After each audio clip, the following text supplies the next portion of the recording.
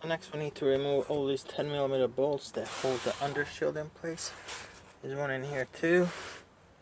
So you got several of these bolts that you do need to remove to get to the drain bolt.